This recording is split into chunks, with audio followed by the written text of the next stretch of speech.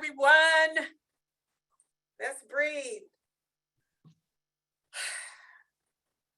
I'm so happy to see you. Welcome back. I'm pulling my chair up. You all are still coming in the room. And this is a testimony that after lunch and a long break, we can still get the majority of folks back in the room. How are your breakout rooms? How are your opportunities to be with your people? How is that? Yes. Let me see some reactions. I see hands, I see clapping. Give me some words in the chat. Yes. That's let me just say this to you as the producer and founder of the event.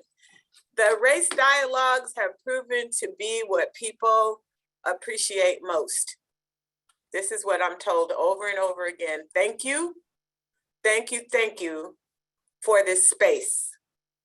Now, what's also evident every time is that some white people have a problem with that. I'm gonna just say, some white people have a problem with the fact that we are in our affinity groups, if you will. They want to go in the other rooms and see what the groups are talking about. They want to go in the other rooms and hear. I get that. And sometimes some people of color want to go in the white room, but not very many people want to go in the white room. Just let me say that. So keeping it real. But a lot of the white people want to go in the various rooms. And we really have to maintain and keep the space sacred, okay? Because what happens, I've never been in any other room but the Black room. And I know what happens in our room is for us. And it is time for us to exhale, for us to be free, liberated, to say what we need to say. And I'm sure in every other room, and when the facilitators report out, they'll let us know. But the race dialogues are important to this design. Yes, liberation. And another thing is, because many of you all work in government spaces, there's no freaking way we would be able to get away with something like this as far as having race dialogues. And you know it. You know it. You know, people will be hollering about all kind of stuff if it happened on in the state government system. So this provides a critical space in community that you can select in. Now, there was 3 people today that said that they were voluntold to come. And I hope that supervisors don't use this space for that, because we really don't want people having to be forced to come to this. This is one of those things we just want to continue to cherish and continue to grow with one another as collective space, that we can grow together, tackle this big community elephant in the room, racism, and we can do it together. So thank you for coming back. There's 222 of you back. That's almost 80% of those of you that left. And so that's a really good return rate after lunch on the Zoom meeting. Come on now, I appreciate you. So those of you all that have been with us for a while, you know the drill. This space right now is collective dialogue. We get a chance now to hear from folks in the different rooms and what went on, and they get to share their narrative. You know, they'll tell us what they want us to know. And so this has always been a rich part of our program that many folks appreciate. So you can't be in the room, but you can hear from the people and what they want you to know. So I'm going to go in this order this time around. I did a little, put everybody in the cup, and then I pulled out the names, except for the white people, because you always go last. And the reason that you go last is because you need to hear what the people say. Okay, you gotta listen. And that's one of the things that we heard from the Center for Healing Racism folks this morning, is our listening with delight and just listening. And so we're gonna go in this order. facilitators. Our Latinx room is first, Indigenous room, 2 or more races, Asian Pacific Islander room, Black room, white room. Did I miss anyone? Be really great if folks could raise their hand if they're the facilitator who will be speaking. So Melannie, the first room was Latinx. Latinx, that's Placida and John. Welcome to the Great, stage. thank you. And then if we could just queue up everybody else as well. Indigenous room is Renee and Shayna. They would be next. 2 or more races is Lee and DeVito. If you're one of the facilitators for this group that's going to be speaking, if you could use the raised hand feature found under chat, under reactions, sorry, find that under reactions, and I'll know that the order. So I see John is now ready. So John, your group was pulled first out of the hat. Hey, John. All right, thank you, everybody. So now we're gonna just bring John up into this space. Yay. I'd like to welcome John to the platform. John Rodriguez, everybody. You're on mute, John.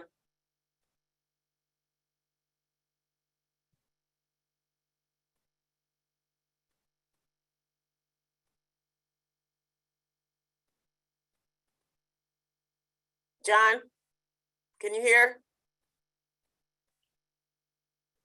It's your turn. All right, here we go. It wasn't allowing me to unmute for whatever reason. Now it is. Okay. Yeah, Can you hear me? Yes. All right. I'm not gonna press anything because every time I press something on the screen, there's a bunch of stuff flashing. I'm just gonna let it ride. Yeah. So what a delight that was. What a delight that was. So Placida asked me to kick off some thoughts, and she might have an additional thought here and there. But let me just share three high level things. First of all, it was extremely sacred for us as Latinos to have this opportunity. It is a rare opportunity indeed for us to have a kind of intentional, thoughtful, far-reaching conversation specifically about how we live with this thing we call racism as a collective and as individuals. And there was an enormous amount of sharing and healing going on within the space. One of the takeaways was the commitment that people felt around speaking up and taking action because the cost of inaction was too great, even for the folks that experienced some traumatic things as children, and it wasn't maybe reasonable to expect a child to respond. Even they were living with the trauma of of not being able to speak up and take on some of the experiences that they went through. And so this was exceptionally useful, and both in terms of realizing that, creating a forum, and also for people to share what it was like to bring voice and forgive themselves for the times they have not been able to take action and speak up. And then the other big thing that came up was this idea of being left out of this sort of binary conversation around the black and white framing, and that we have to have our own conversations in order even to participate effectively in that conversation, because that is the conversation that needs to be had along with the Latino experience in the United States, because we exist along that black and white continuum in different ways, from ethnicity to color to history, going back 400 years at least. So those were some of the takeaways for us. And I don't know if Placida wants to share some additional thoughts on what came out of our group discussion, but it was a very moving experience overall. Yes, thank you, John. Yes.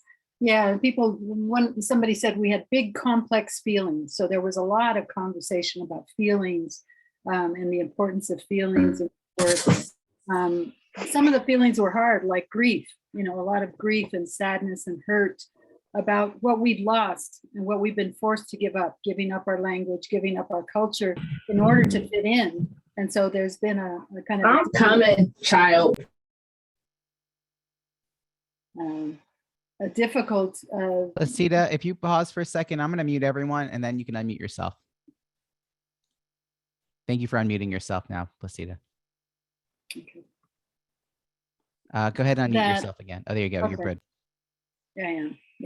Yeah. So the feelings, certainly there were a lot of feelings of joy and connection and lack of isolation, that people felt that in the room and felt really validated, because otherwise there's a tendency to feel isolated and alone in the feelings that people are having. But also the grief of what was taken from us, that many of us were not allowed to speak our language or criticized for our language, but then used for our language when it's needed, and sort of the complexity of that. And then we talked about some people, because we are not a race, we are all races.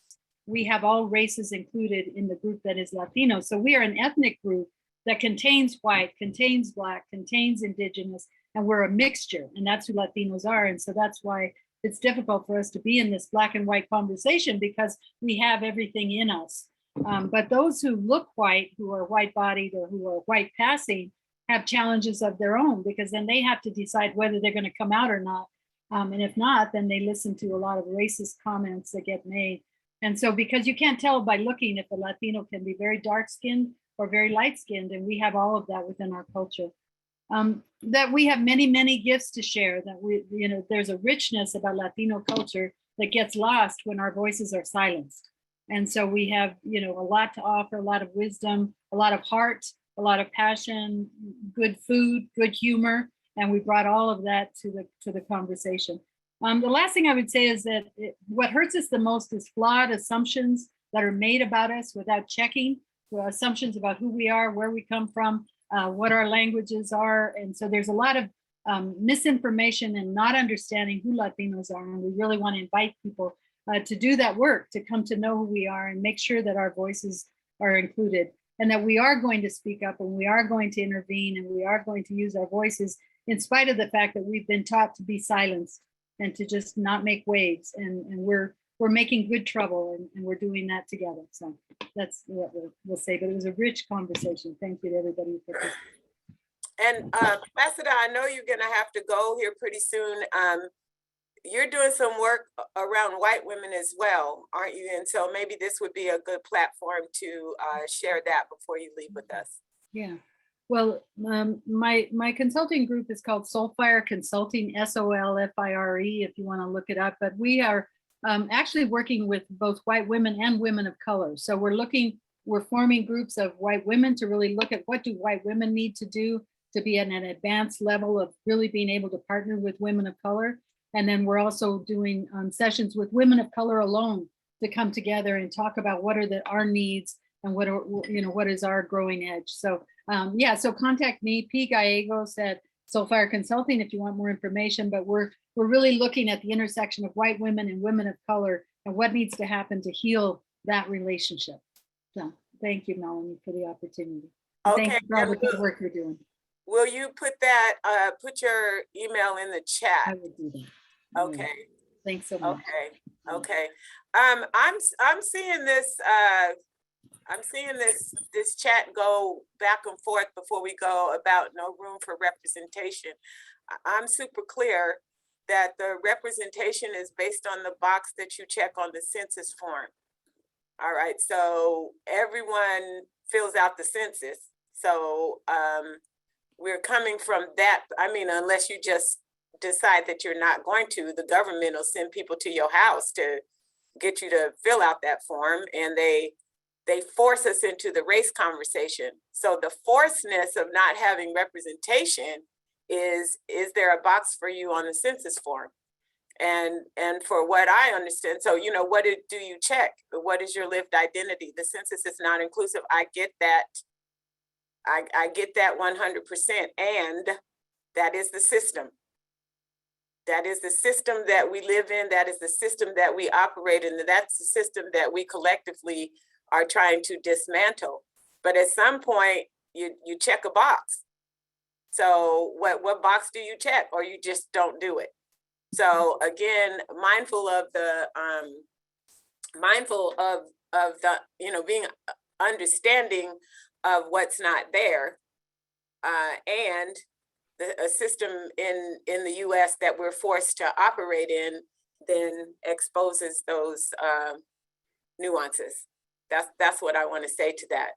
This That's is the ultimate power, the power to name you, right? That's the power the government has. Yes. And that, yeah, that's what it is. That's the ridiculousness of what it is. But that's what we did. We did it exactly like this on purpose. So whatever box you check on the census form, go in that room and talk about it, because that's where the disruption and the work can be done. I hope that makes sense. It's not that we don't have boxes for everyone. It's just that our model here is census. That's the one we use. So, so Placido and John, okay, open your mics, everyone. Robbie, open the mic so we can clap for them. That was, Thank you. Gosh, thank you, Placida and John. yes. Thank you, John and Placida. I saw the people said that you represented them just well, the people that were in the room. There's lots of love in the chat. So yes, yes, yes, yes, yes. Yes, okay. Next up. I can probably step away in another 10 minutes. Okay, everybody mute yourself again now, or we'll put Robbie on it. So actually, I'm about to hit mute all so that we can just clear it all out. And then I would love for Renee to go ahead and unmute herself. I will unmute myself and invite to the mic my sister from another mother. All right, Renee Roman knows, sister, how are you today?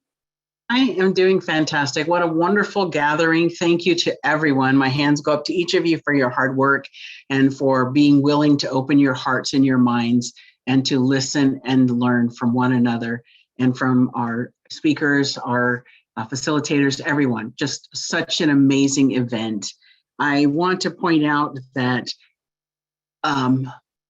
Native Americans are the only ones in the United States required to carry a card that says which race we belong to. We have to carry a tribal enrollment card. I have one in my purse, in my wallet, or it's a piece of paper that shows where you're enrolled to prove to non-natives that we are genuinely Native. In our room, we've been dealing with racism since day one, and as have many of our allies. And we all know how important it is to build allies and to build a network. And in our room, we were able to talk about the importance of networking, and we were able to talk about missing and murdered Indigenous women and how that's a pandemic in our communities, both here in the US and Canada. We were able to talk about how suicide is hurting our communities, but we were also able to talk about how wonderful fry bread is and how bad it is for us. And we were able to circle back each time from something negative to something positive. And that is the strength of our tribal people, is that we focus not always on, it's good for the soul. It definitely is good for the soul. I only allow myself literally 2 pieces a year because there's 1,000 calories in each piece, but it's a yumminess that I look forward to. And our group was just really wonderful. We had some great conversations, and I really appreciated having Shayna as a co-presenter, Shayna Barehand. If you don't know her, you should. She's absolutely amazing. And she's just such a delight to work with. And I was teasing her because years ago, she drugged me on stage. She came up to me at a conference and said, Renee, can you speak with me? I'm like, yeah, sure. No, she wanted me to present to the whole conference. And so I kept telling her, yeah, pay that, girl. So again, thank you, everyone. It's such a privilege to be involved and included in these conversations, because so often we are overlooked as Indigenous people. I personally want to thank you for the land acknowledgement. I jokingly tell people I'm Cheyenne from Oklahoma, where we were invited at gunpoint to live. And it's funny, not funny. Right? It's truth. It's truth. I make it a joke. I say, oh yeah, we looked at the sun and then we looked at the army and we said, yeah, this is a good day to move. And too many times in America, it's been a good day to move for us. Too many villages have been exterminated. on and on and on. So thank you for this platform, this opportunity to meet with other people who are like-minded and interested in Native culture and interested in learning more about one another and building those networks of strength and networks of sisterhood. So I'm super pleased to be a part of this. I thank each and every one of you for your open hearts and open minds. And Melannie, sis, I can't say enough wonderful things about you, and I love your dress. Thank you, love. Thanks, everyone. That's all I have to say. Listen, I want you to also raise up, because you're the one that kept to my mind missing and murdered Indigenous women. Yes. And then the children. I mean, when you all Yes. saw our silence this morning, Yes. and that was in our slide, that's motivated by my sister here, Renee, to keep that to the front of my mind. Tell us why we should care about this, or what even is going on. So the history of the boarding schools, if you don't know, please educate yourself. We were forcibly taken to these boarding schools as young children. Many of our children weren't allowed to go home. Many of them tried multiple times to escape. They were brutalized, they were raped, they were beaten, their hair was cut, they weren't allowed to speak their languages. They were sent to boarding schools far from their homes, deliberately put in classes with other people who didn't speak their language in a concerted effort to destroy our cultural knowledge and ability to navigate in our communities. And this created historical generational trauma. But to this date, over 10,000 unmarked graves have been discovered in literally 11 schools in Canada. Those children never got to go home. Their families never knew what happened to them. And a task force was recently formed by Deborah Holland, the Secretary of the Interior, who wants to find out how many unmarked graves do we have in America with over 300 of these boarding schools across the USA. How many kids here didn't get to go home? It's really hard for me to talk to you about this. I'm sure you can hear it in my voice. We also need to talk about the missing and murdered Indigenous women. We were the only group in the Department of Justice where statistics were not kept about our murdered women and about our missing women. Too many police departments across the country won't take missing person reports from us. And too many of these areas where they have the man camps for oil fields and things like that, the rise in crime in those areas is off the charts. And the missing Native women and the abused Native women, those statistics go sky high. And I'm trying to talk fast because it's a lot to share with you. I've got to get through it without crying. I get you. So thank you. Thank you. I just wanted it to raise to our consciousness, and people needed to know that that is something. And then also Indigenous men also being murdered by the police at more alarming rates than Black. Yeah. We have the highest rate in the country of Native people, are the #1 group to be killed by police, but we don't get any press. I have 2 relatives who were murdered by the police. So anyways, this is not to diminish anyone else's experience. Nobody should have that experience. Yeah, and we should all be safe. It's not an either or. And that's the thing that we get lumped into. My pain is more than your pain, and yours is more than mine. It's not even that. It cannot be that. It's shared pain. It's shared trauma. Yes. And we need to do better. Thank you. Thank you, sis. Thank you, love. I appreciate it. I'm going to share my screen just for a second because I want to go back to Nilo. Here is my U.S. Census page. And I just want you to know about the topic of race, white, this is where Middle Eastern is put. So if there's something like Placida said, the government has a way to name us. You know, that's their ultimate claim to power. And so these are the things that we have to rise to our consciousness. And when we don't like it, you know, this is where our struggle goes. So I wanted to just bring some light onto that. Next up, and if you have questions for folks, please put it in the chat. I'd like to invite Lee and Davida forward to speak on 2 or more races. And then next Hi. up will be Suzanne. Hi, thank you. First off, I want to say what others have said, that the participants in the group, we really were very happy to have this space to talk with other individuals that are like us. It's not a space that we have found anywhere else. So thank you again, Melannie, for making sure that these spaces exist. In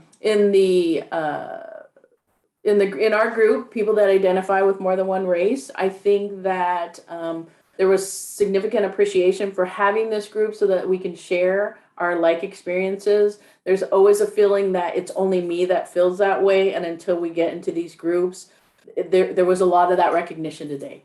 Identifying that we're not alone in the struggles and processes that we have to go through, that validation, that sense of validation that we're not alone. Everyone appreciated the space wholeheartedly. We did talk about a variety of things, but I think that maybe I'll just jump to some of the things that we want other people to know. So one of our questions was something we wish people would understand about the mixed race experience.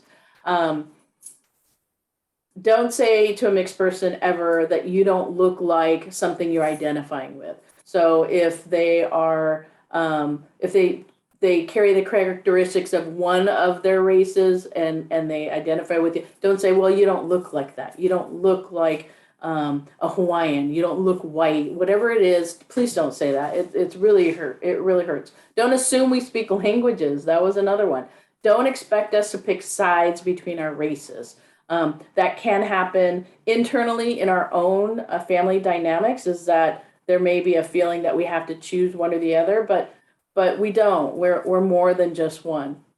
We also wish that they would not try to identify us as a race and allow us to identify ourselves to be what we are versus what you think I am.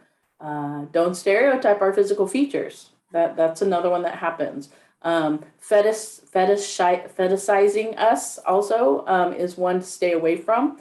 I think a big thing is that there are no fractions in identity and lived experience. We are 100% every part of ourselves, and our heritage and our ancestors are 100% a part of us. So you know, we really want to identify as ourselves as a whole, which includes multiple races.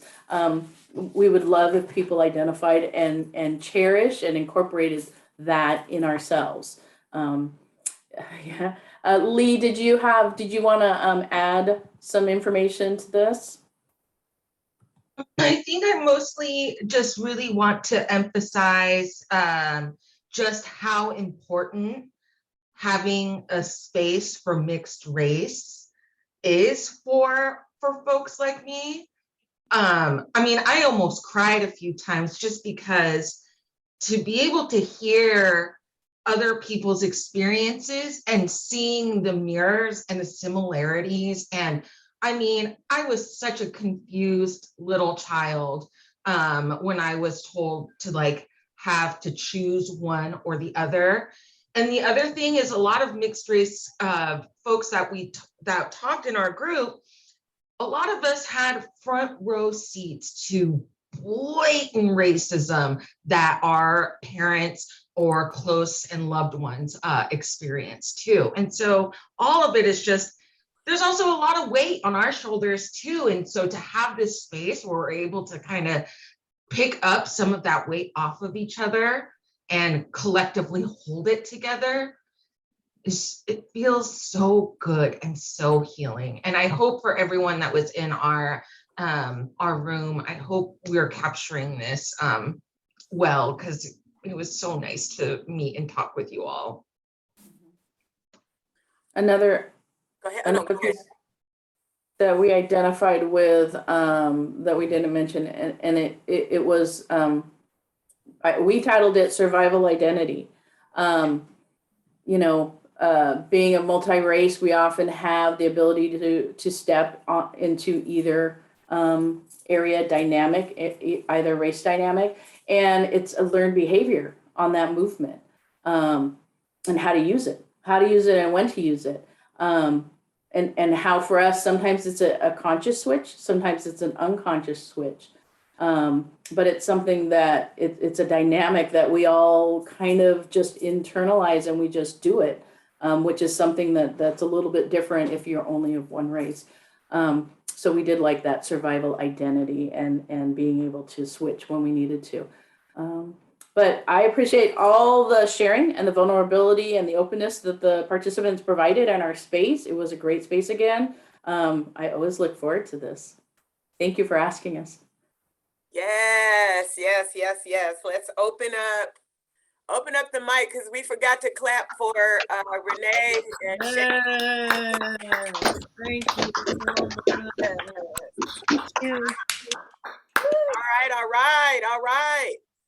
Okay, Robbie, go ahead and do that thing where you mute everybody else and then I'll unmute myself again.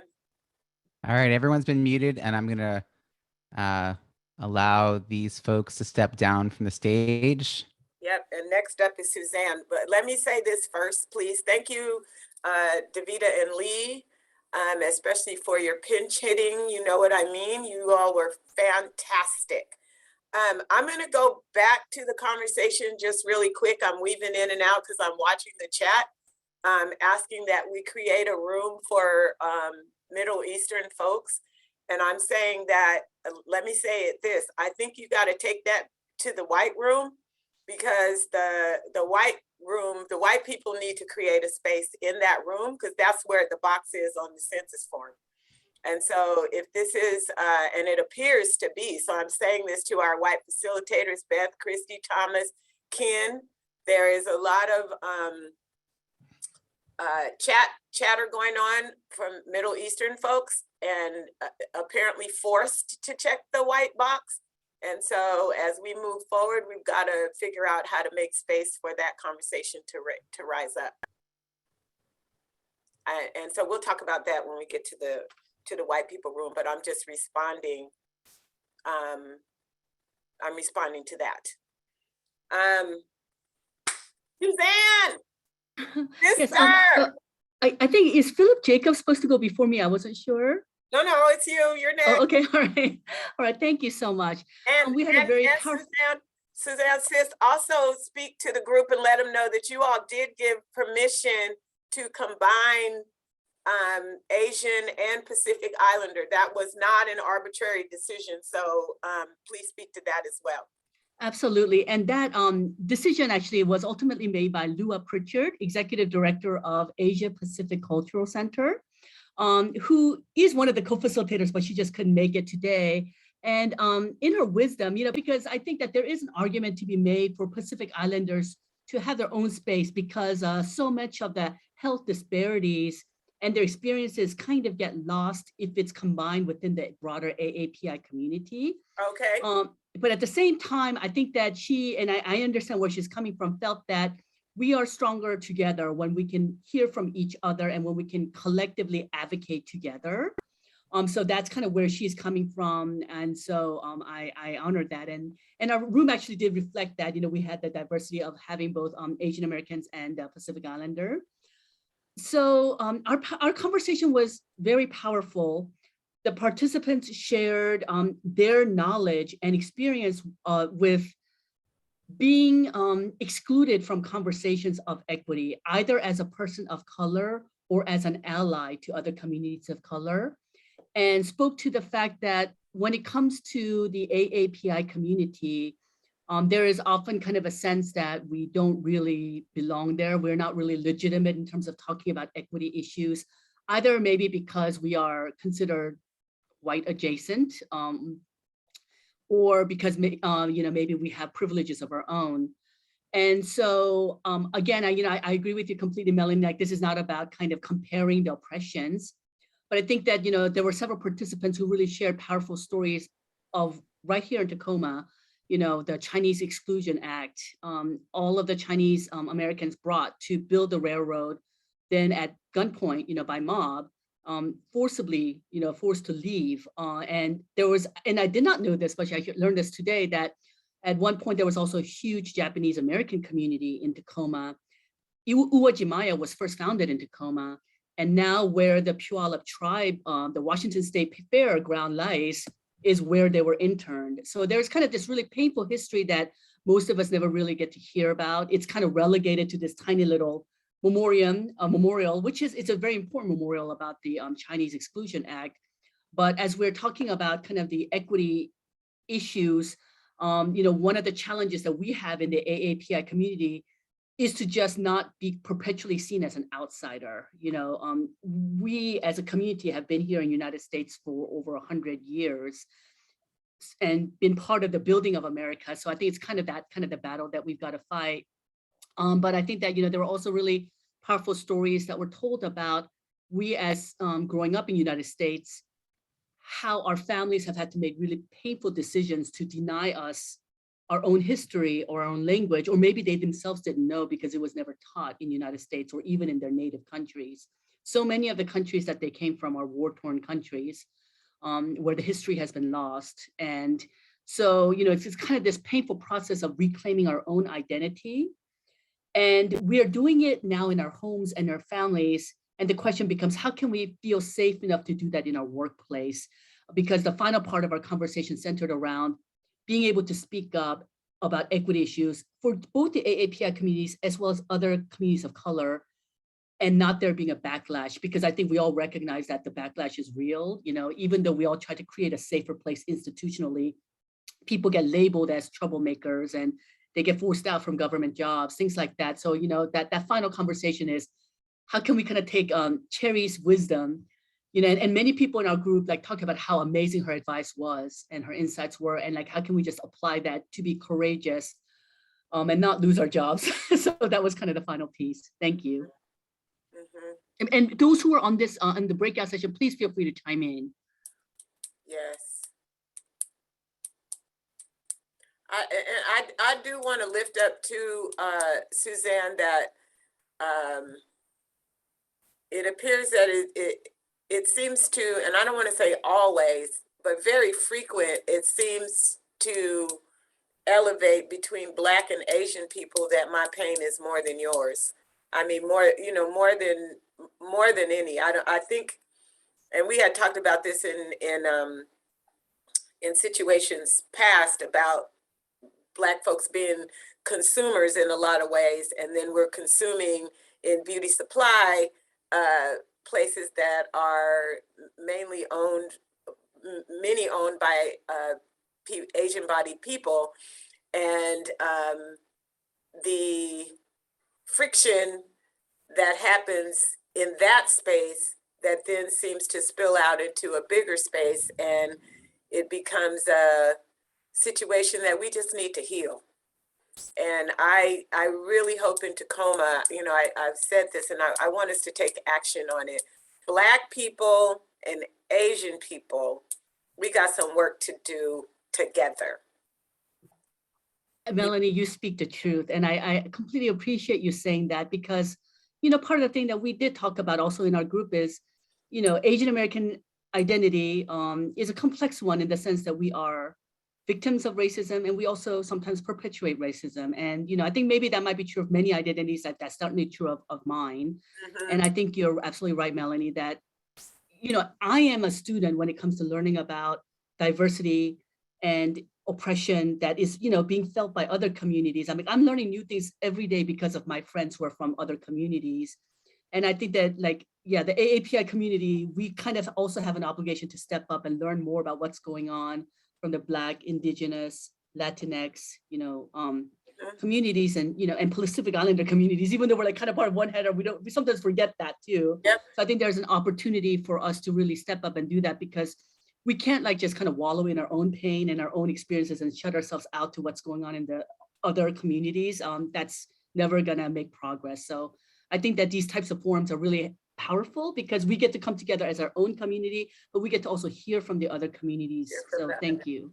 In the words of Cherry Steinwart today, we have all been harmed by racism.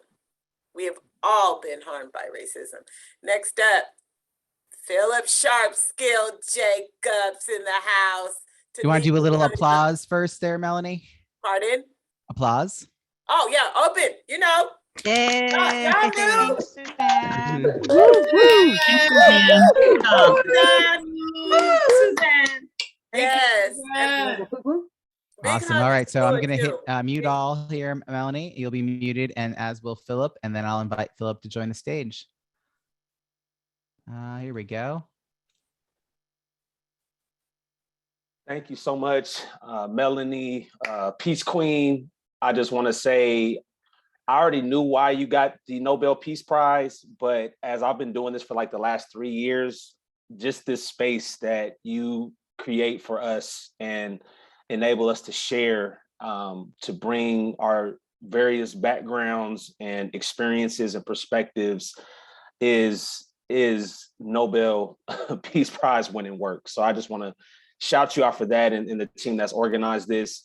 I'm going to ask for those that were a part of the Black Room, if there's something that I don't highlight because there was a lot of conversation going on, just put it in the chat and I'll try to bring that up while I'm talking.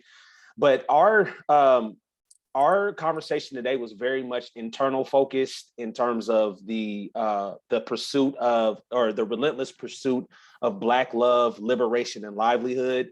From the standpoint of, I think what's powerful about the space that we're in right now in terms of having these conversations is we are able to really impact interpersonal racism.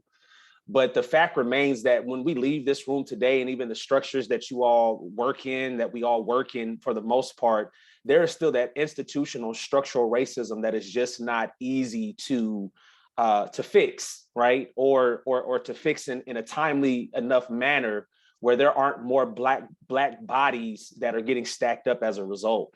And so the purpose of this internal conversation is for us to, as a Black community, to decide, what do we want to do in light of that reality, of that truth? That structural racism probably isn't going anywhere anytime soon, even though we are trying to retrofit and change that system as collective allies. It's still set in place.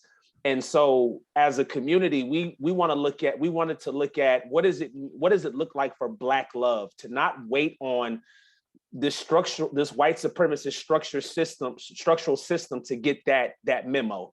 We can't wait on that before we begin to love on ourselves and express that from a community standpoint, from a interpersonal family standpoint, and from a self-care standpoint. So that was the first piece. The other piece is around liberation, is looking at how do we begin to wean ourselves and to not be so reliant upon these white supremacist cult systems. You know, what does it look like for us to own our own 24 hours? What does it look like for us to truly be ourselves in the spaces that we occupy without any type of apology, knowing that what we bring to the table is of immense value, and to not sugarcoat who we are and what we need to say so that it is palatable for white people specifically, or those that are, I don't want to generalize all white people, but those that have an anti-Black paradigm that they operate from.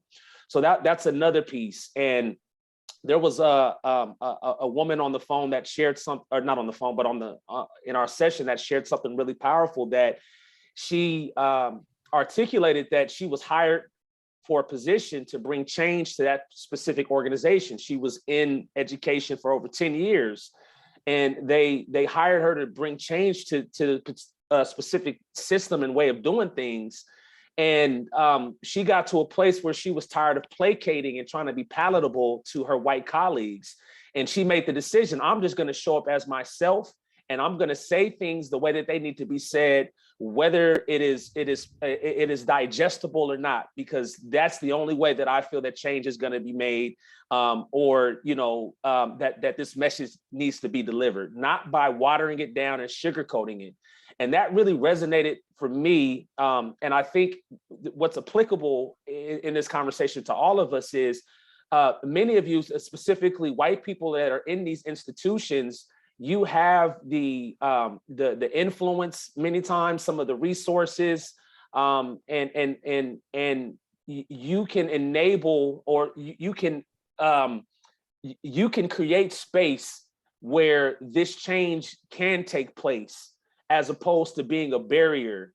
And also when and what I found is that even when there are initiatives that are well-intentioned, typically when that white supremacist paradigm gets in the mix, it tends to screw things up, and the progress that could be made either stops completely or it is dramatically slowed down.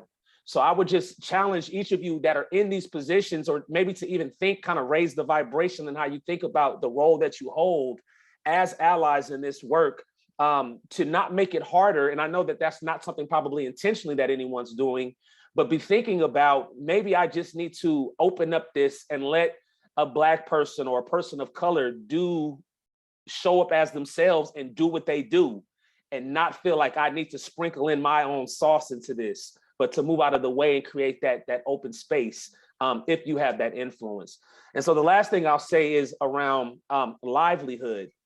And this gets, this is actually tied to liberation as well, but us thinking about as a community, how are we supporting each other as Black business owners and entrepreneurs and investors, and recircling those dollars back in the Black community. And so what I would say to those of you all that are listening in today, that feel strongly about supporting us in that, begin to buy from Black-owned companies. For those of you that are leading supplier diversity programs in your company, make it a point where you are saying, we need to really invest in Black enterprise, not just from a small business standpoint, but thinking, how do we help Black people begin to make institutions that are just as big as ours or not larger? Where is the next Black Facebook, the next Black Nike, the next Black college in this region? That's the level that we need to think at if we really want to achieve racial equity in a true sense. But we were thinking about that in terms of our own community and how we can do that. So I'm going to share a link real quick in the comment. There is a woman that was on our call today who wrote a book, and I think Miss Melannie actually can share it if she doesn't mind. But it's called "Dear White Woman, Please Come Home. Hand me your bias, and I'll show you our connection." Yes, Miss Melannie is holding it up. I don't know, her name is Kimberly. I don't know her personally. This was the first time that we'd ever been on a call together. It's Kimberly Yolanda Williams. Yes, Kimberly Yolanda. I don't know her, but one of the things that we wanted to practice right there in that moment is, this is a Black woman, a Black entrepreneur, a Black author. Let's support her right now and in this moment. So I think several of us bought the book right there during our session just to show that support. So I want to encourage you all, even on this call right now, I posted this link, go buy the book. And that way, in real time, you're demonstrating putting money in a Black person's pocket. And it's also a resource that's probably can help this broader community. So, thank you all. I'm just looking real quick to see if I missed anything from our, my community here. But I think I covered it for the most part. And if I didn't, please forgive me. But just so grateful to be in this space. Thank you all for listening. And we just continue to march on and do this work. Open up for Philip. Yeah. Thank you, Philip. Thank you, Philip. Oh, Thank you, Philip. we're gonna unmute, and then I know I gotta mute myself again. All right, give me a second muting everybody. And now Beth and Melannie, please Okay, unmute so- yourselves. So I've never been in any other room but the Black room. So let me just say a couple more things, because this is really important, you all. As the white people, and I say the white people, the Republicans and folks in power right now continue to pass laws and legislation to keep your kids dumb. I'm gonna just say that. Keep your kids and keep you dumb about truth. Black people are teaching our kids. So let's be real clear about who these laws are hurting, because we've always taught our children. So this is what you can expect as a white person, possibly as liberation continues to come, you might get a letter from one of your employees, supervisors, to tell you that you represent the knee on the neck, like George Floyd. Because we're getting more and more liberated. We're getting more and more empowered. Like, we tired of carrying this. This is real talk. And so part of our healing and liberation is to let you know how we impacted you. You have impacted us. So I don't know, you got to think back to maybe all the harm that you may have caused or unintentionally caused over the years, and think about it. And a letter might be coming. And when you get it, because I'm a proponent of that, I'm sharing my letters. I've been sending them out for the last couple years to the people. I want you to have that pain now. I want you to carry it and work through it. So just know it's a lot that we have to get through, but liberation is in the front of Black people's minds, period. Okay, white people, boom, close us on out. Beth, Christy, Thomas, how y'all doing today? Hi, Melanie. We're doing great. I'll kick it off, but then assuming we have time, Christy and Ken can chime in. Thomas had to leave at 2:30, unfortunately, so we've lost his wise voice.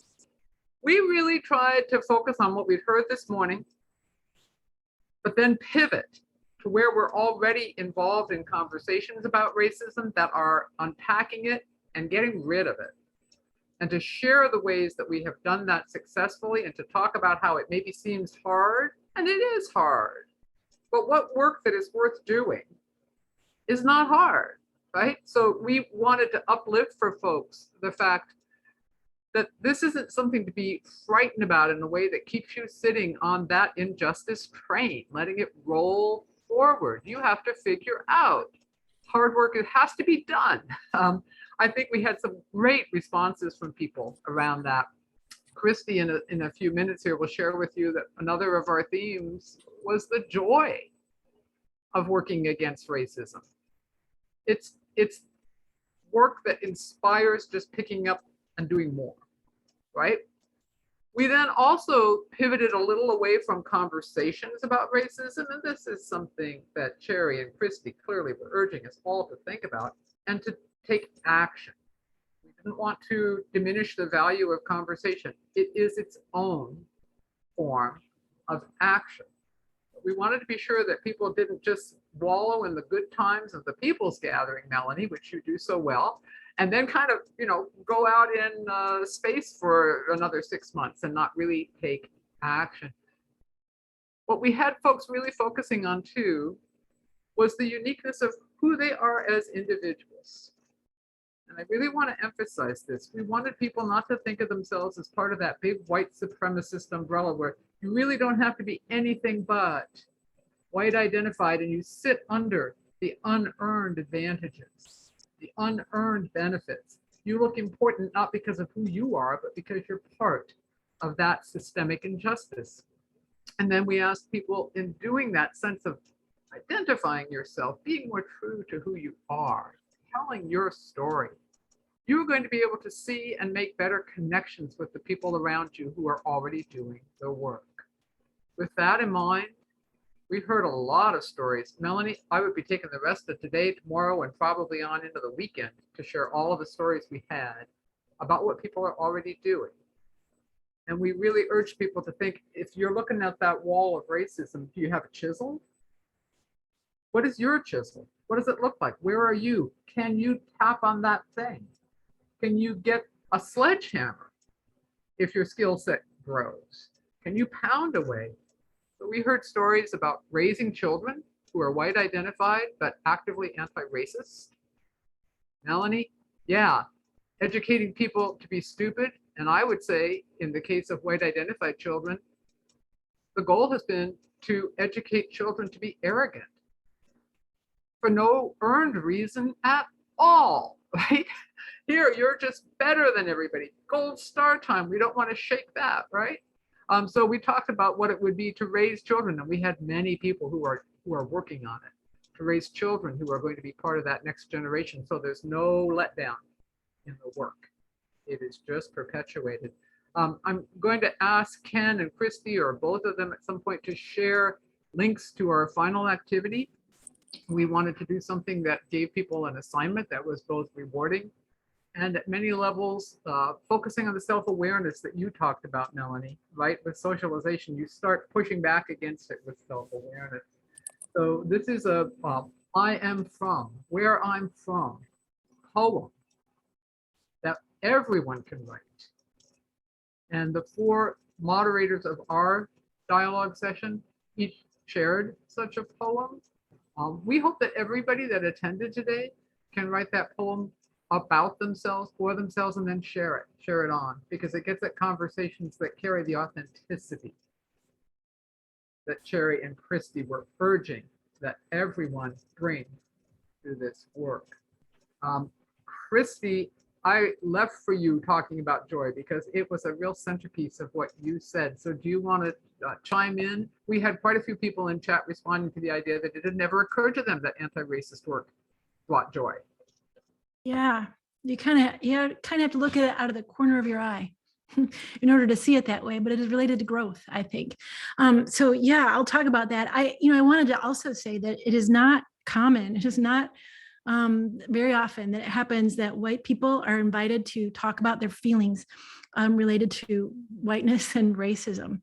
And so I think that there, in the groups that I was with today, both this morning and this afternoon, white people are grateful for that opportunity. And also there was a lot of fear and embarrassment and maybe some guilt and some discomfort. And that's what we're here for. And so that's where I think the joy comes from, because once you can learn to and accept the fact that it is good to suspend those things and walk into the work, that is where we say in the conversation here in Tacoma, you seek to experience the joy of growth. And that is the joy that I'm talking about. So we had a lot of people. It was a little bit of a theme for us today in the conversations that we had. We also talked a lot about sadness and anger and discomfort and fear and big helpings all of that within the response to what we were learning this morning with Cherry and Christy. There was a lot of that, but we also talked about forgiveness and grace for ourselves and for our fellow white people, because without that, if we can't get over that, we are standing in our own way. We are our own barriers. And it's kind of that idea of white perfectionism. If I don't have it quite right, I don't want to go out and do anything because I might say the wrong thing. You probably will. We probably will. We always do. But it is worth continuing to take that step and being brave about it. And I think that's where joy comes in as well. And a lot of us talked about that in our groups. We also talked about moving forward with honesty and authenticity. Like, how do you suspend those things? And it helps to remember that not only engaging in deep listening, developing accountable relationships with other white people and with people of color, and then showing empathy is the way in which the conversations can be had, where you actually do the learning and sort of manufacture the bravery you need to move into these conversations and experience that joy. Also, something that came up as a little bit of a theme. Christy, we don't have to wrap this up. Yes, okay. Great. Stay curious. That's the last thing I'm going to say. Ken might have something to add there. I don't want to cut him off. Sorry, I go off. It's a lot. Thank you. We got to get to our call to action. No problem. I just want to say Beth and Christy said it all, and I'm just happy to be here and learn to listen again and hear everybody's stories. Thank you, Peace Queen. I appreciate you.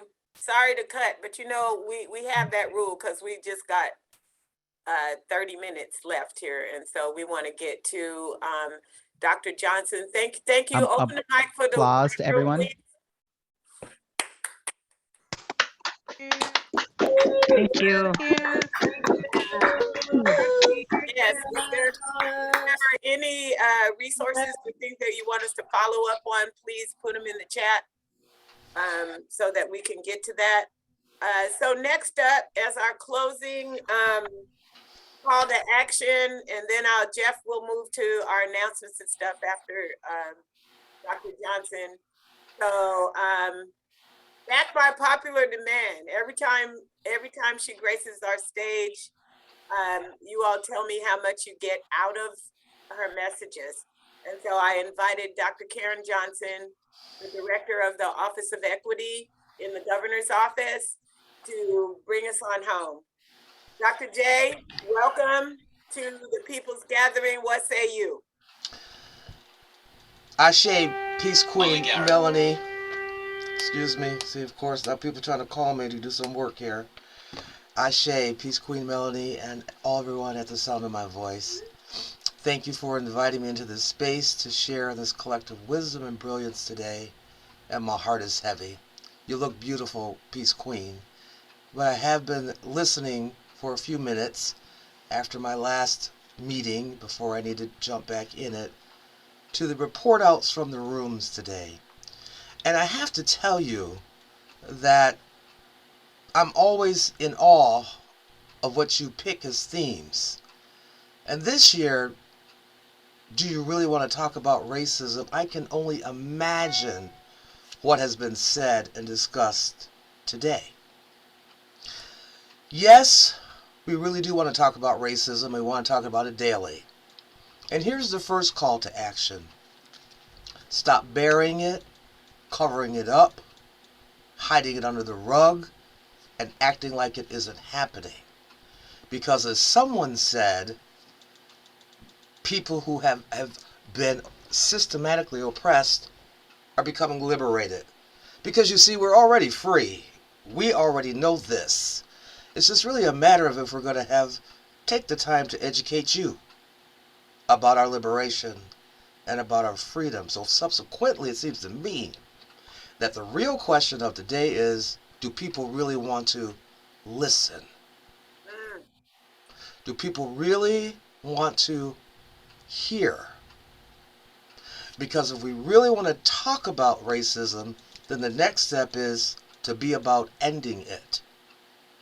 And here are a few things that we need to know in this call to action. First, people will think that you have a one-track mind and they don't want to talk about racism. They don't even want to hear about it, let alone talk about it. Well, why? Because it makes people uncomfortable. Because they don't see it. It's not their reality. Second thing you really need to know if you want to talk about racism is about backlash. Oh, excuse me. I mean backlash. It's a thing. And as Peace Queen Melannie was saying, right now there are those who are trying to pass laws to make you ignorant, but really this is just an old page of the old Jim Crow playbook. It's a strategy to make white people fearful, to maintain the social hierarchy that the colonial plantation elite built in the 1800s to advantage themselves. And what we really, really need to talk about when we talk about racism is understanding that it's a falsehood to begin with. And starting from that point of truth helps us onto our road for reconciliation. Which brings me to the third point. If we want to really talk about racism, then we must really know that it's both codified and a ratified falsehood. And it attempts to determine one's place in society and one's human value based on skin color. And no one can do that. This is Harriet Tubman escaped that system before the Emancipation Proclamation. That tells me she understood she was already free. She didn't need a piece of paper or a law to tell her she was free. And so it's from that mindset that I think perhaps is going to be important as a call to action when we're talking about this. Because really it's a smoking mirror to even talk about racism at all, because we know it's a social construct used to deflect the truth about its roots in greed, power, and control that seeks to divide so many to protect the wealth of the few.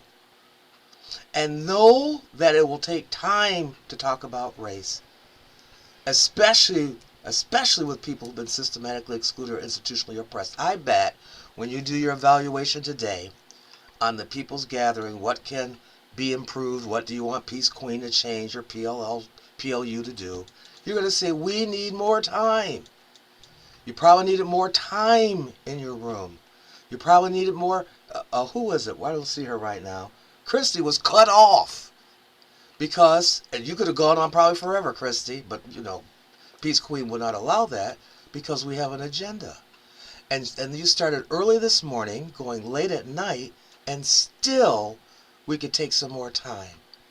So if we really, do you really want to talk about racism? I hope so. Because talking about racism is the only way forward toward achieving a community of humanity. So the call to action, let us plot, plan, strategize, organize, and mobilize to talk about racism, because everyone has experienced trauma. Everyone has experienced trauma. So let's be about getting healed. Do you really want to talk about racism? Well, I hope so, because this is what I believe to be true. You may not believe it to be true, but I do. God has made of one blood all the people groups of the earth. And if that's true, then we're in the middle of a family feud. And I'm not talking about the game show that Steve Harvey hosts. We are at war with ourselves. We are a family. And we are truly interdependent. Do you really want to talk about racism? Well, I certainly hope so. Because truth-telling about racism leads to acknowledgement and repair of the harm that Renee found it hard to talk about a few minutes ago. Truth-telling about racism is going to lead to tears. Cry.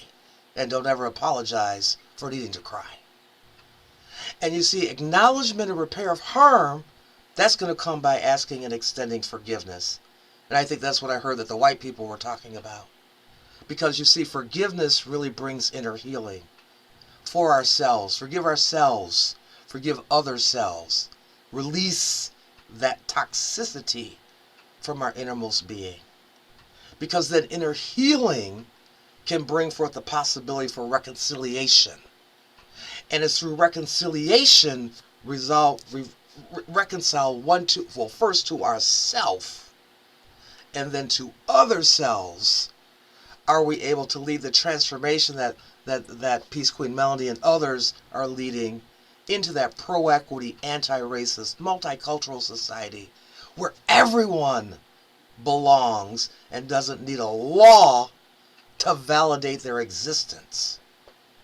And we rise and we fall together in the community of humanity. So let's get to it. We are the ones we've been waiting for. This is Dr. J. Peace out. Open the mic. Thank you. All right. Wow. Wow. Tell the truth. Tell the truth. Yes. He said, peace out. I Wonderful, said, wonderful. drop the mic. Drop it. Drop that mic. Dr. J, as always, thank you, sis. You keep us clear. This is your director of the Office of Equity, the one that is leading us in that direction for the state of Washington, the first of its kind in the nation. Look at Washington. Look at us. Yes, Larry, let's get into some good trouble together. Good trouble together. So I just want to make note, this is really unprecedented when we talk about our return rates and our hang in there. There's 238 of us still online. That is huge for an all-day conference. I want to, and especially when we're talking about race, I keep making note of that because you are engaged. And I really, really, really appreciate that. So we're on the, we're about to wrap this all up. I want you to just breathe with me for a second. It's a lot. But we're hearing it in real time. So I'm saying you, again, white people, the white-bodied people are usually the most folks here in this conference. And to be able to hear the testimonies from others, Black-bodied, Asian-bodied, two or more races bodied, to be able to hear that from others is a gift. And I hope that you are receiving it this way. Cherry and Christy taught us we're not screaming at each other, we're not hollering at each other, we are respecting each other, and we are delightfully listening. This is an experience that is unlike no other. So if you, I just want to talk about a couple of things that's coming up, and the People's Gathering experience is elevating, and I want to share a couple of things that's happening with us that way. But if you do want to continue the conversation in your workplace, if you want to wrap your arms around what can my work group do, how do we move forward with our equity committees, we may be stalled in our work, you know, what is it that we can do? You know, at a university, you first want to say you probably need to assess yourself. You know, what's going on with you? And so our Center for Graduate and Continuing Education offers an opportunity for you to experience that. I'd like to invite Jeff Foy. He's our Vice President, Associate Vice Provost, and over our Center for Graduate and Continuing Education. Hey there, Jeff, what say you? There's a lot to say, that's for sure, but I like to listen to all the colleagues and friends here. So thank you, Miss Melannie, my esteemed and cherished colleague and friend. Hello, everyone. Thank you all for participating in today's People's Gathering. I trust that the presentations and dialogues in breakout groups today have been intellectually, emotionally, physically provocative, uplifting, and healing. As we all know, this is not a one and done experience. Our personal and collective work on these important issues and realities is ongoing. And for some of us, like me, a lifelong journey. One concrete action that we as individuals and our organizations and companies can do as a natural next step to the People's Gathering is to dive deeper into assessing and improving our intercultural understanding and competencies. We all struggle from time to time with inaccurate presuppositions about the other.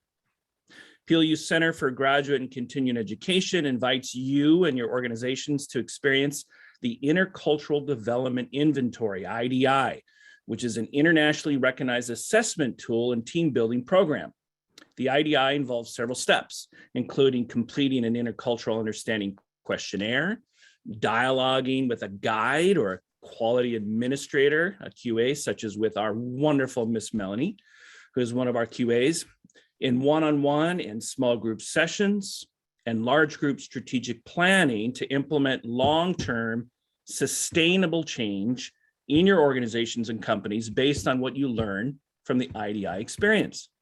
So some of our past partners who have experienced the IDI with us include Pierce County Juvenile Court, Washington State Department of Enterprise Services, the Foundation for Tacoma Students, and the Southwestern Washington Synod of the Evangelical Lutheran Church of America. If you are interested in learning more about the IDI program and how to bring it to your organizations, please contact my other amazing colleague, Perry Davenport, and also take a look at the information in the link provided in the chat in just a second. So thank you. It's been a wonderful day, and back to you, Miss Melannie. Yay, Jeff. Thank you. It's been a pleasure working with you again to produce this event, and it's just great. You all, I have some amazing colleagues. I just want you to know that.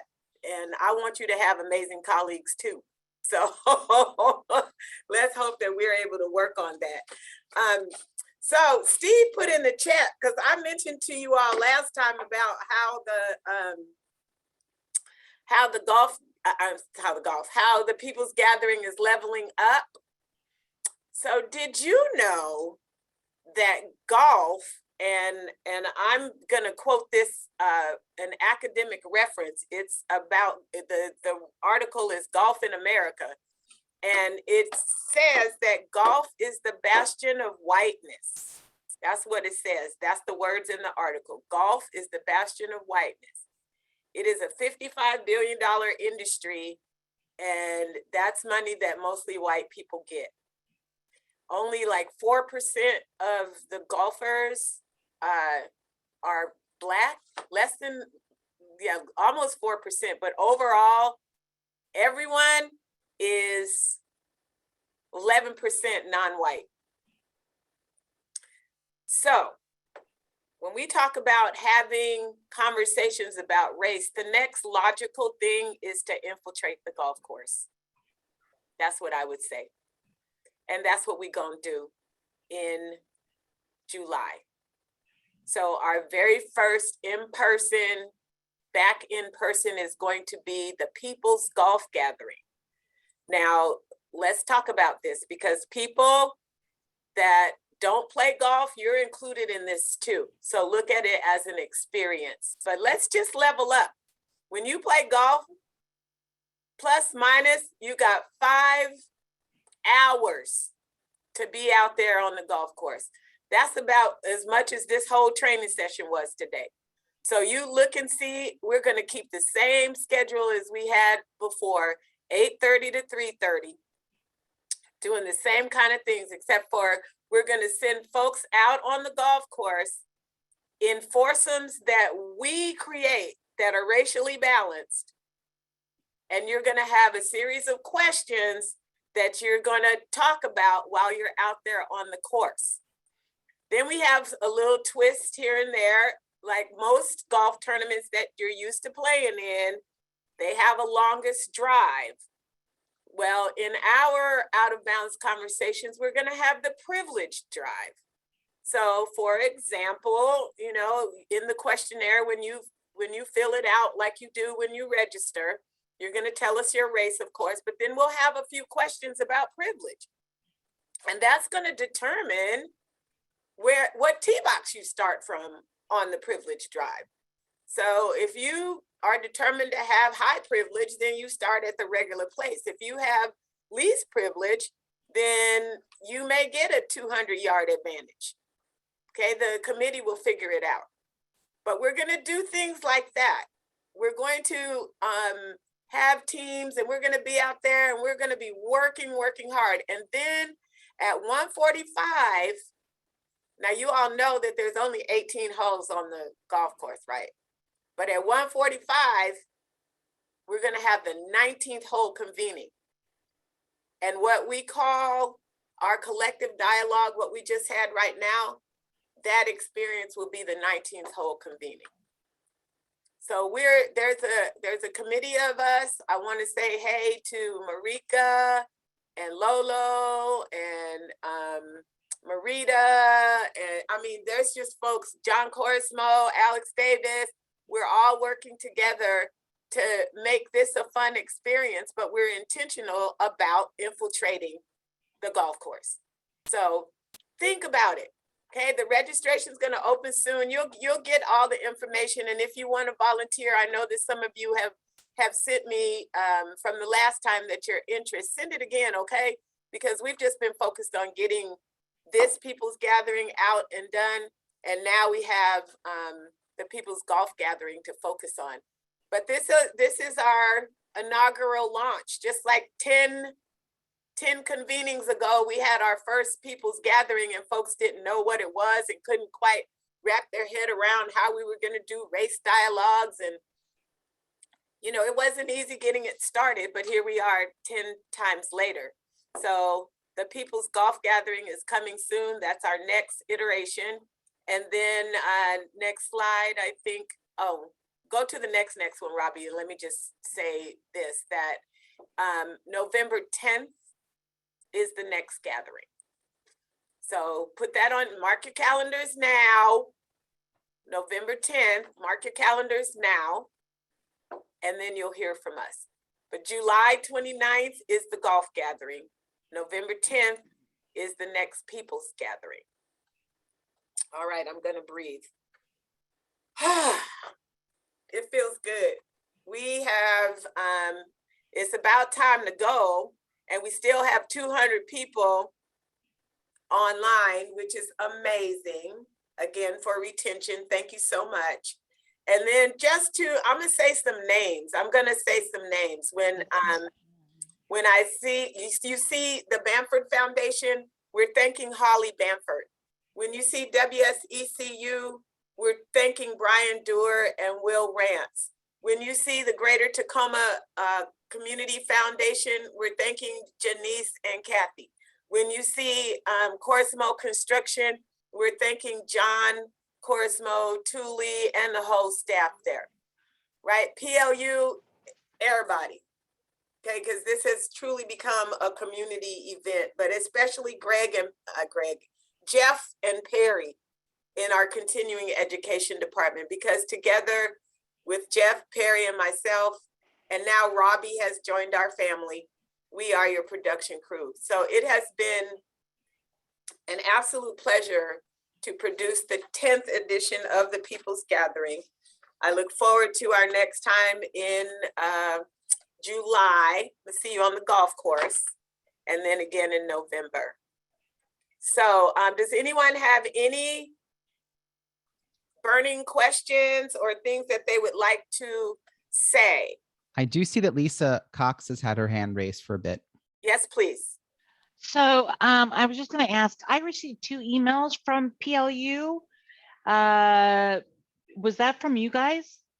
2 emails about what, love? It's talking about furthering education. It didn't really go into specifics. So it said I registered. I'm like, I didn't register with you, but okay. I was just curious. Okay, Perry or Jeff, is that something? Because I don't send emails to everybody, really just to the facilitators. Maybe that came from Perry or Jeff. I'm not sure what she's referring to. Okay. This PLU continuing education, it was probably, I mean, it was definitely from us. Yes. Miss Melannie? Yes. If I may, when I first Hold signed on, up Robbie, can you take the slide down? I want to see who's talking. It's me, Nettie Betty. Annette, okay. So the first time I signed up for the People's Gathering, I went through the PLU portal. And so I get emails from them about continuing education.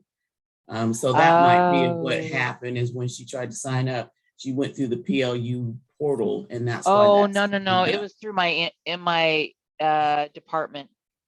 Okay. Oh, okay. Okay. That's they why I registered. wasn't sure. Probably me. They probably registered you then. Yeah. Oh, okay. Yeah. So people, listen, we finished early. Now, you know, time is a racist construct. That whole situation, we stay, that urgency, that whole thing has been constructed. And so for us, people of color, Indigenous people, we flow. I mean, you know, that's pretty much how we roll. And so today we flowed nicely. We tried to keep in mind the time frame, but we did the dang thing. And so I appreciate you coming.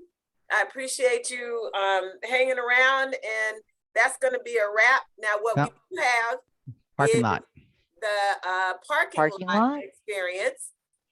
And you all, we're calling it parking lot now, because, you know, if we were in person and you have a meeting, then you go outside and you're in the parking lot and you have another meeting.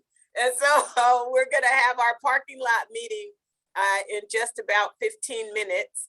Going to give folks a time to have a bio break and all that stuff. And then I will stay online with you until 5 o'clock, if that's what you want to do. So we end with our song that we always end with. It's called Love One Another by Tada Prince. Let's go. Y'all, I'll see you next time. Hey, Mom.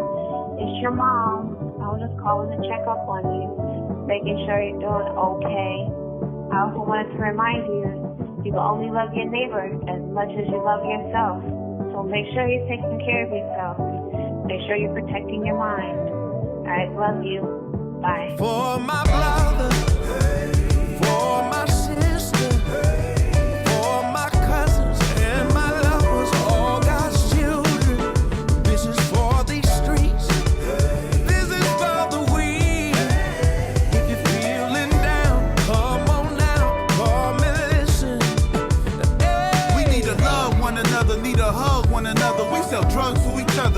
brother will say he love you, but he'll still kill you. And that right there, dog, will be the end of us, but this will be the hill of us. I got the blueprint, how I'm gonna save us. I have the blueprint, how I'm gonna make it. And everybody back home, I ain't forget about you.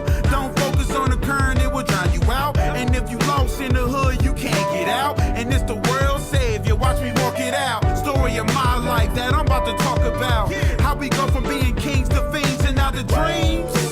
Just to be a trap star. And many times go down that road and they didn't get far. And if you tired of the stressing, let this be a lesson. Love is the answer to the question. My brother, for my sister, for my cousins and my lovers, all God's children. This is for these streets. This is for the weak. If you're feeling down, come on now, call me, listen. Dear America, what to destroy heritage? You took our history, changed it, and then you buried it. And I'm just curious, why won't we be like Paris skin? It's the same way Sammy Sosa wanna bleach his skin. Like they painted Jesus Christ as a white man. Around and around we go, where the love at? And when you look in the mirror, do you love that? Self-hatred, displacement. It's funny how the hate take on different faces, and how happiness can get you through the mazes. And when you come out, you on top. And keep moving on, cause the hate don't stop. You gotta help yourself to get the love back. You gotta help yourself to get the love back. You gotta help yourself to get the love back. Now where the love at? Now where the love at? For my sister, for my cousins and my lovers, all God's children. This is for these streets. This is for the weak. If you're feeling down, come on now, call me, listen. Hey, love one another, love one another. Oh yeah, come on. Hey, my sisters and my brothers, love one another. Oh yeah, come on. Hey, my sisters and my brothers, love one another. Oh yeah.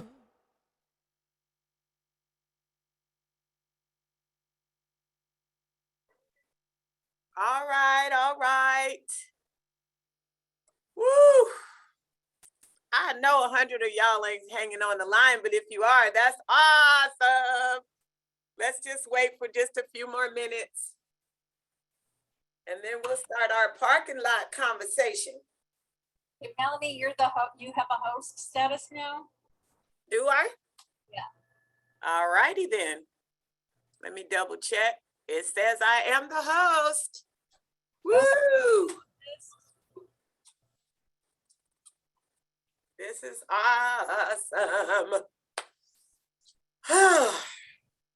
Okay, well, I'm just gonna breathe. That's what I'm doing right now.